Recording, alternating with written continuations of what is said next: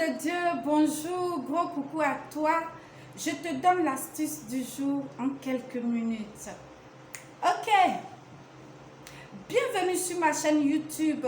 La guérison est disponible chez Jésus-Christ de Nazareth. Aujourd'hui, dans cette vidéo, nous allons parler des effets de la colère sur ta santé. Oui, quel effet la colère a sur ta santé? Là où certaines personnes ravalent leur colère, d'autres par contre la laissent toujours exploser. Pouf, tel un volcan. Oulala. Mais sache, aucune de ces deux réactions n'est bonne pour la santé. La gestion de la colère peut jouer un rôle significatif dans le rétablissement de ta guérison. La maladie te ronge et tu en es énervé. Attention, surveille ta santé. La colère joue le rôle d'un élément déclencheur. La colère, elle est la source de maladies physiques chroniques. Je vais te citer un peu les maladies que la colère provoque. Enfin, ce que je connais quoi.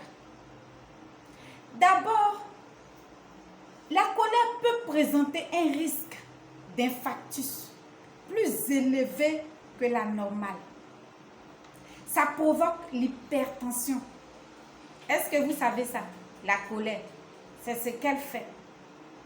Les excès de colère fréquents peuvent détruire l'organisme à petit feu.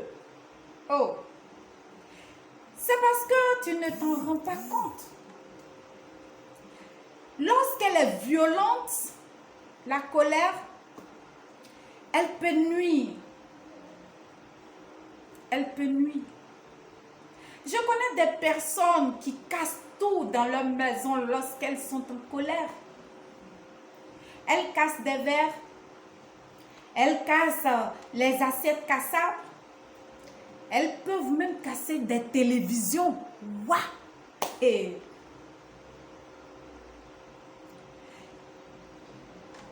ça provoque beaucoup de mauvaises choses. Quand elle se manifeste sans raison, elle fait du tort à l'organisme. La colère. La colère nuit au corps et au cerveau. C'est urgent de la maîtriser. Maîtrise, c'est urgent. Car la frustration emmagasinée est excessive. C'est une émotion négative. Je dirais même qu'elle est trop dangereuse. Très trop dangereuse. Vous avez compris ce que j'ai dit, non? La colère, elle est très dangereuse. Elle est trop dangereuse. La colère peut développer des hernies. Tu m'as suivi, tu m'as bien compris. La colère là, hernie là, c'est la colère qui provoque ça. Est-ce que tu sais ça? La colère peut te donner des douleurs au bas de ton dos. Les ulcères, les maladies cardiovasculaires.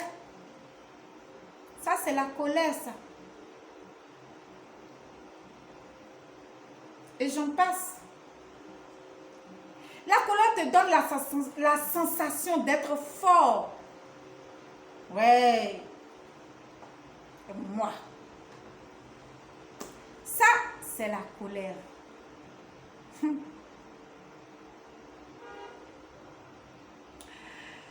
Quand tu es en colère, tu bois beaucoup. La bière, le vin. Quand tu es en colère, tu fumes beaucoup. Des paquets de cigarettes à ne point finir. Le péché vient s'asseoir à ta porte. Quand tu bois, tu es en colère, tu es parti boire, tu te retrouves où? Dans les caniveaux. Tu fumes, qu'est-ce que ça fait? Ça détruit l'organisme. Prends soin de ta santé, bien-aimé. Tu te caches pour fumer. Tu te caches pour boire. Attention. Et quand le péché vient s'asseoir à ta porte, qu'est-ce qu'il fait? Et à quelle porte? La porte de ton cœur.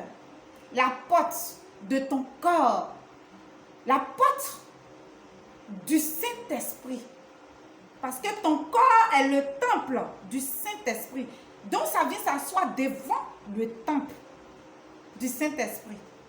Comment tu veux que Saint-Esprit vienne demeurer dans ton corps? La maladie travaille bien.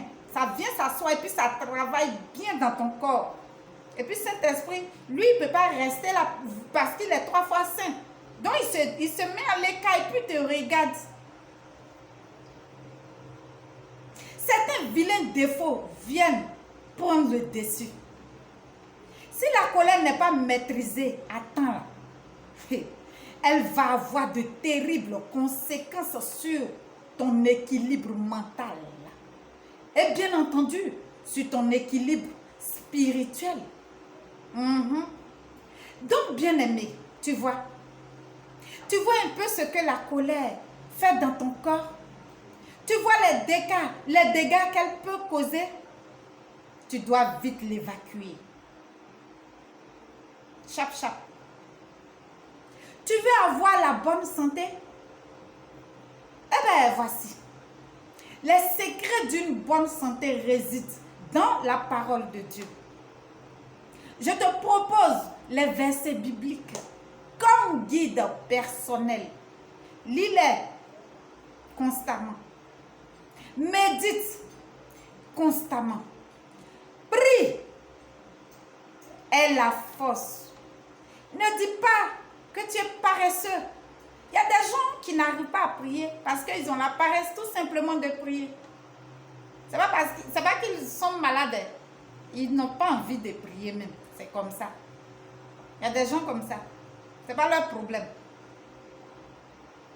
Jésus-Christ nous offre la maîtrise de soi au travers de sa parole.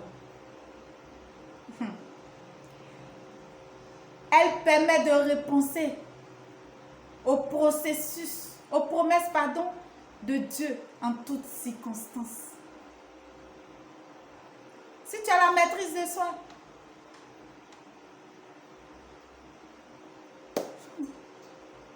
il n'y a rien de tel.